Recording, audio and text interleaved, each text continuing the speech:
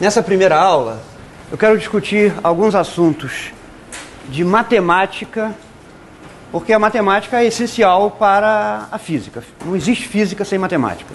Todas as leis físicas são formuladas por meio de fórmulas e equações matemáticas. Então, eu quero discutir alguns assuntos de matemática e com alguns exemplos que vão ter relação com física, outros não. O que eu quero tratar com vocês hoje é da chamada função afim, também conhecida como função do primeiro grau. Depois discutir algumas coisas sobre proporcionalidade direta e inversa e função quadrática, também chamada de função do segundo grau. Então, vamos começar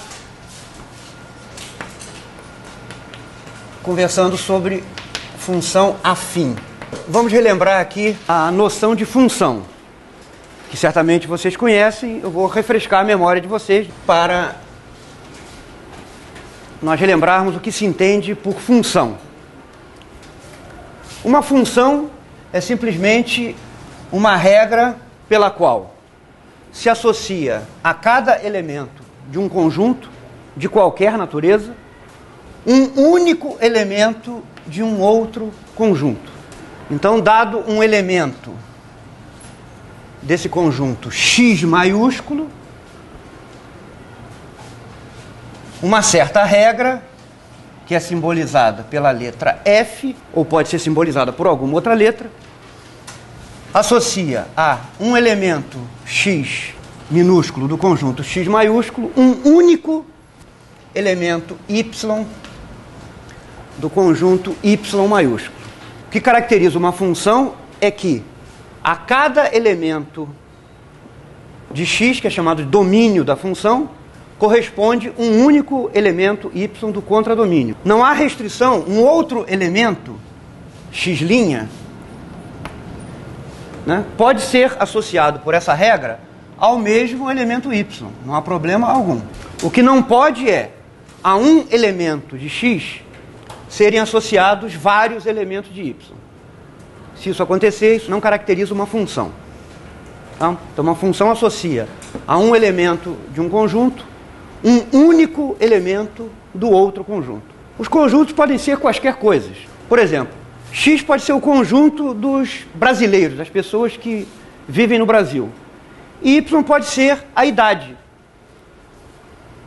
Cada brasileiro tem uma única idade. Então, uma regra que associa a cada cidadão do Brasil a sua idade define uma função. Agora, as funções que vão nos interessar são funções que associam números a números.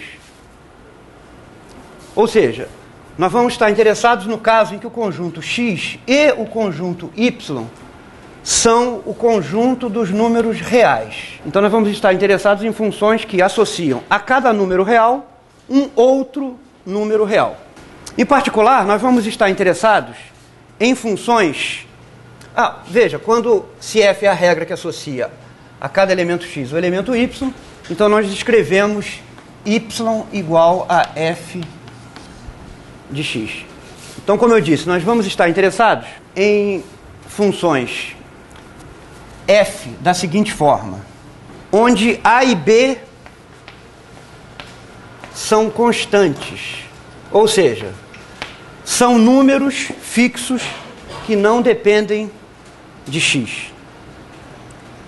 Então, uma função que associa a cada número real X um outro número, que é o produto de A por X acrescido de B, essa classe de funções é a classe das funções afins, ou funções do primeiro grau. Então, uma função afim é uma função desta forma aqui.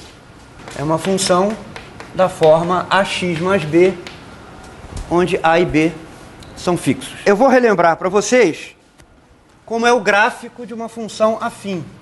Vocês sabem como fazer um gráfico cartesiano. Então, nós damos valores a x, que é chamada de abscissa nesse gráfico. Y, a ordenada, é o valor da função para cada x escolhido. No caso de uma função afim, o gráfico é uma linha reta, por exemplo, como essa aqui. A inclinação da linha reta e onde a linha reta corta o eixo Y dependem dos valores de A e B. Observem que, se nós fizermos x igual a 0, aqui o valor de f no ponto x igual a 0 é exatamente esse número b. X igual a 0 é aqui. Então, para esse gráfico, b representa essa distância aqui. E como ela está acima do eixo do x, que corresponde a valores positivos de y, esse gráfico corresponderia a um caso em que esse número b é positivo, esse número a determina a inclinação da reta. Nesse caso aqui, a é positivo, quanto maior o valor de a, mais inclinada é essa reta. Quanto menor o valor de a, mais próximo da horizontal é a reta. Isso no caso de A positivo. Então essa figura aqui corresponde a B positivo e A positivo. Agora, nós poderíamos ter um caso. Esse coeficiente A é chamado de coeficiente angular da reta, porque é ele que determina a inclinação. E B é conhecido como coeficiente linear.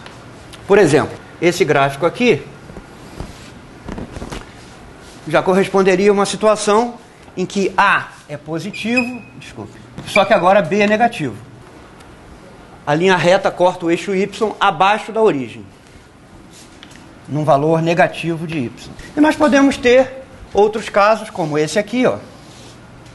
Aqui B é positivo, mas A é negativo. E podemos ter uma outra coisa assim, ó, em que ambos os coeficientes são negativos.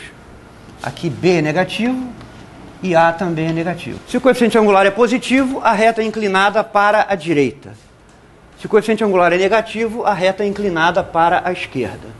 Bom, funções afins aparecem frequentemente no nosso dia a dia.